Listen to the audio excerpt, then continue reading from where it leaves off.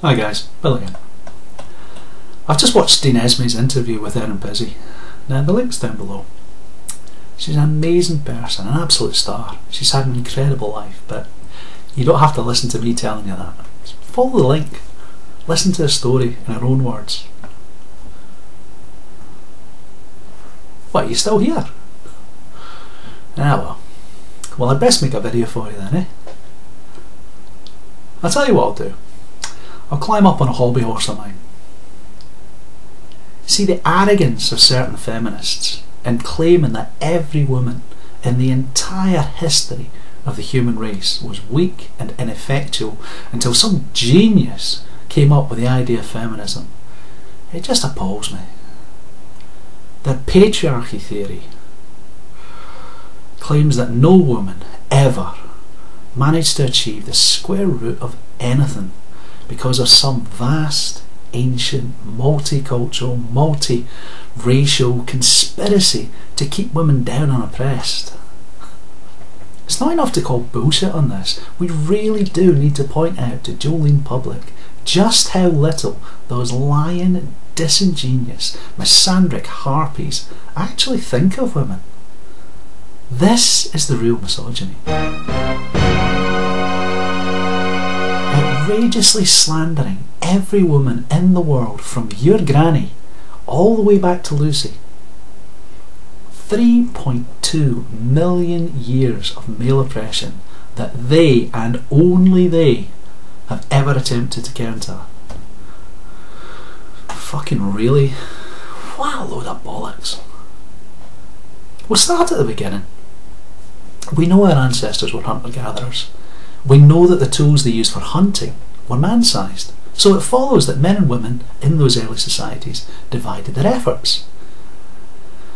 Women gathered, and in early societies they probably did the farming. Men hunted, and in the very earliest societies they probably husbanded the livestock.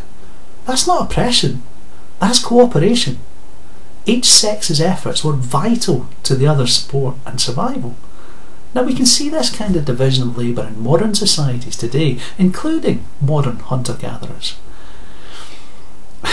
Moving along, most Stone Age societies had a veneration for the female form. In Europe, examples have been found as far apart as Malta in the Mediterranean and the outer British Isles, next stop Iceland, of goddess worship. Now that's hardly likely if women at the time were oppressed chattel. So we'll stick with religion.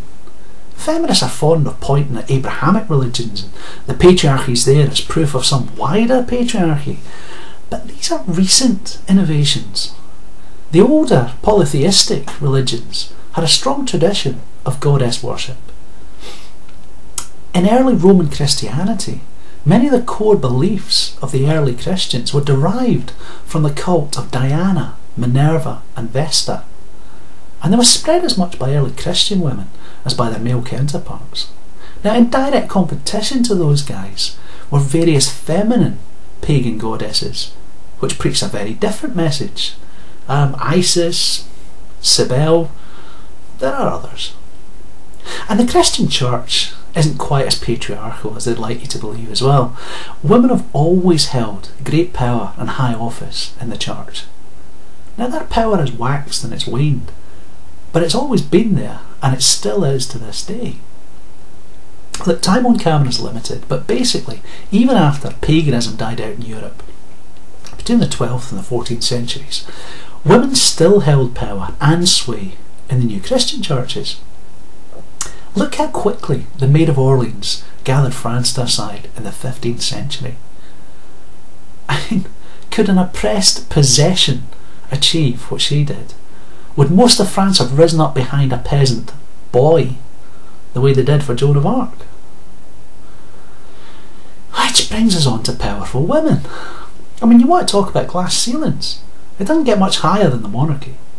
And Europe has had numerous queens, including some of the most influential figures in human history. Now I'm British, so Elizabeth I comes straight to mind. She spent 44 years on the throne, and she became the supreme governor of the brand new English Protestant Church. Another Elizabeth, Isabella I of Castile, was instrumental in the rise and the fall of Columbus. Our world was shaped by these women. Now, are we really supposed to believe that if these women were so powerful, the women further down the social ladder were somehow powerless? The feminist argument seems to come in part from ignorance and denial of what women have actually achieved throughout history, and partly from their rationalisation for why they think women haven't achieved what they should have achieved. I've got concerns for such a ridiculously wrong starting point for understanding history. For instance, it's often noted that in Western society, women are notably absent from most of our recent achievements. But you've got to think that their absence coincides with a prolonged period of massive privilege for well-heeled European ladies. There are a dearth of female composers, novelists, poets, scientists, but we know that the upper and middle classes, for at least 3 centuries, had at least as much education and access to learning as their male counterparts. Now, we know that modern women, when they're compelled to earn their living, often do it in music, literature and science. So I'd say that there was no lack of ability there. The only thing that was lacking was the urge to do it. To see what I'm thinking about, take a look at Marie Curie. Now, the girl half-starved herself winning her education, paying her way with a part-time teaching post. Instead of wondering how many other women from similar modest backgrounds were put off by the massive effort that Marie had to make, an effort, incidentally, that many males also had to make, we'd be better off wondering what on earth the wealthier women that had access to that education were doing with it. Consider the great composers, the writers, the painters.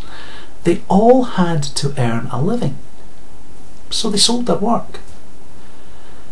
Now consider the enormous number of extremely well-educated women of the last 3 centuries, all capable of reading many and several different languages, with access to expensive musical instruments, writing implements and painting materials, their equipment, their homes, their numerous expensive possessions were provided for them free of charge, by fathers and husbands.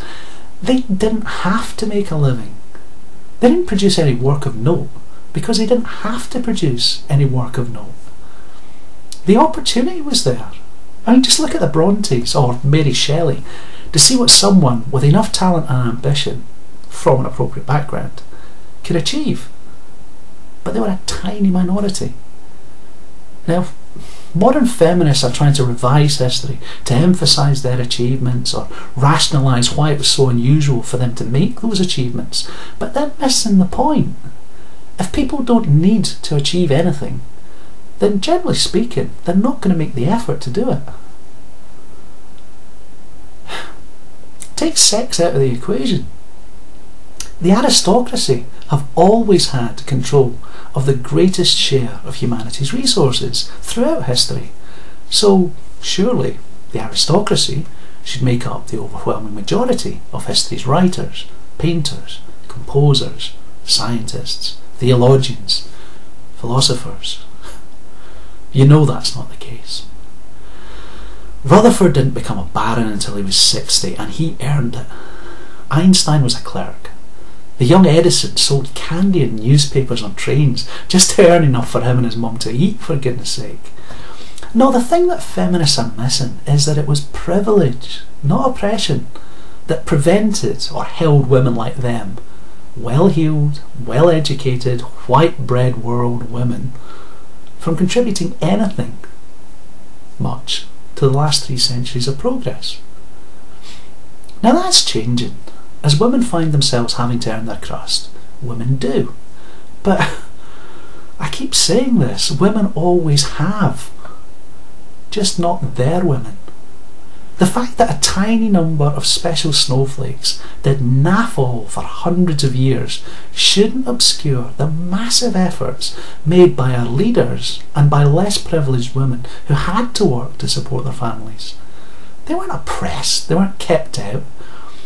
but they took on roles and labour that complemented what their partners were doing.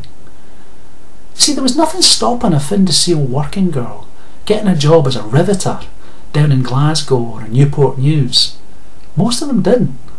They got their husbands to do it and took something a bit less physical on for themselves.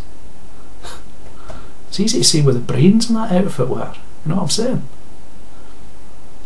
Look, there's nothing wrong with that.